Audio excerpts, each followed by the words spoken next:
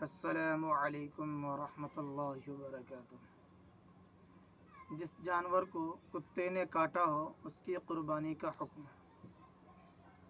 تو اس کا جواب ہے، اگر کتے کے کاٹنے سے جانور کو کوئی ایسا گہرا زخم نہ آیا ہو جس سے جانور میں قربانی سے مانع کوئی عیب پیدا نہ ہوا ہو، یا گہرا زخم ہو لیکن وہ بھر چکا ہو، تو اس جانور کی قربانی درست ہے۔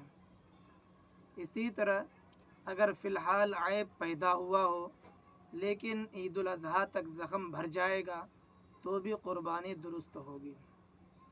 البتہ اگر ایسا زخم آیا ہو جس سے جانور میں قربانی سے مانع عیب پیدا ہو گیا ہو تو اگر قربانی کرنے والا صاحب نصاب ہے تو دوسرا جانور خرید کر قربانی کرے گا، اور اگر صاحب نصاب نہ ہو تو اسی جانور کی قربانی کرے گا، یہ کافی ہو جائے گی۔